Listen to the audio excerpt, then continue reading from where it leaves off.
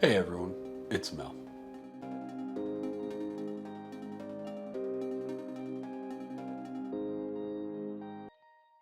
Have you ever seen a movie whose box showed no information about who created it? I have, and we're going to talk about that movie, The Music Box. The Music Box was originally released in the Philippines on July 4th, 2018, and the American release was September 15th, 2018. The film stars Rachel Daw, Cyril Pepper, Antonio Lujak, and Melissa Leone. It was produced by Ghost Films Pictures and Real Dreams Entertainment. With several different distributors worldwide, yet the American distributor isn't listed. I wonder if this was intentionally left out or if it was imported from one of the original countries it was distributed in. Why would anyone want to distance themselves from a movie that has made it as far as making a DVD in multiple countries? Well, usually because the product didn't meet the creator standards. Today, we are going to see why having too small of a crew can be detrimental to the entire production. I am always a huge fan of small productions with tight crews creating something amazing.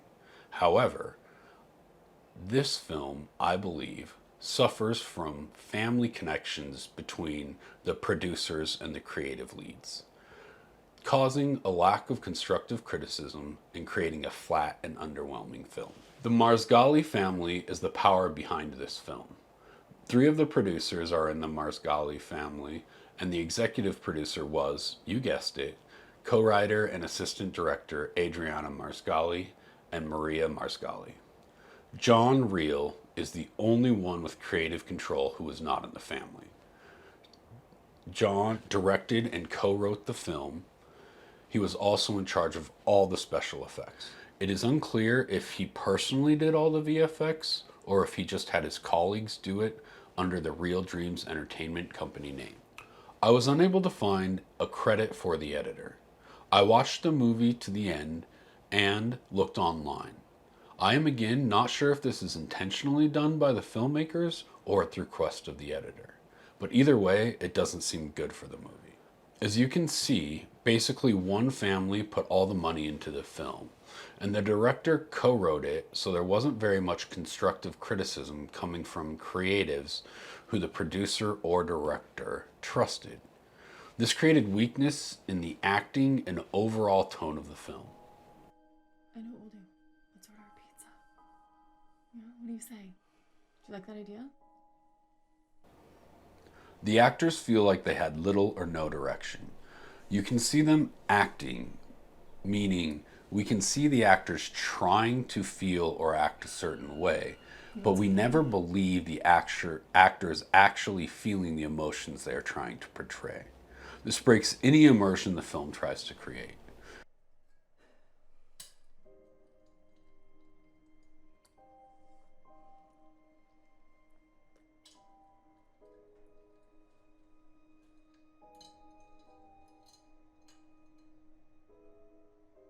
This can be either on the actor or the director, but as it seems to be a consistent problem in the film, and all the actors seem to suffer from not having believable roles or from not playing their parts in a believable way, I would place the blame more on the director.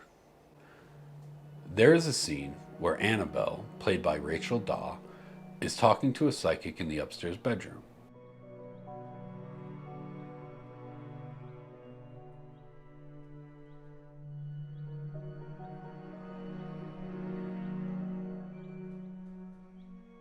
They find a mark on the wall underneath the wallpaper, and it is such a strange scene that Annabelle even looks confused. The scene is giving us important information about the history of the music box, but no one seems to put emphasis on that.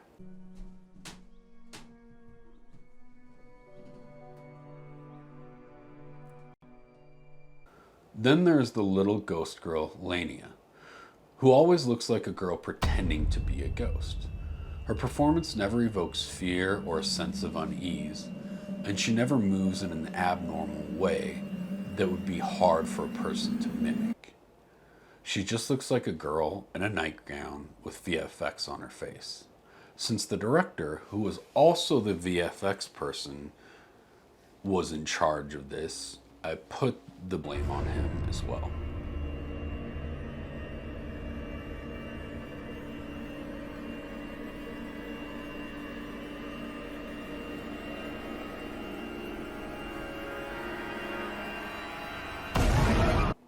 This girl is the evil spirit haunting the house.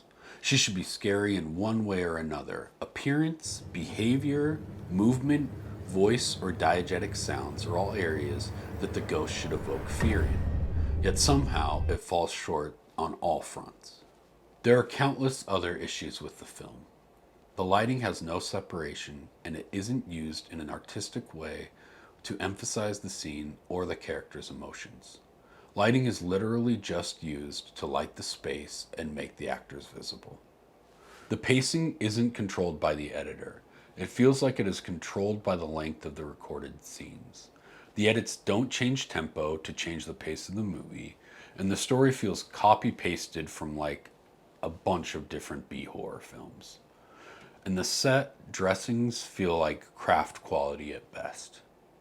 Based on all my critiques, I can only recommend this film to people interested in it for educational purposes. The lack of heart and nuance makes for a film so mundane that it can't even be saved by being so bad it's comical. In my opinion, movies can reach excellence in one of two ways. They can be technically perfect, or they can go so wrong and be so bad that they become enjoyable again.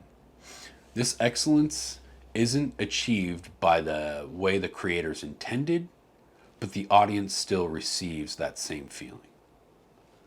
This film falls in the middle of the bell curve, meaning it's not good enough to be redeemable and it's not bad enough to be redeemable. It is so bland and mediocre that, like a tepid glass of water, it is hardly noticeable.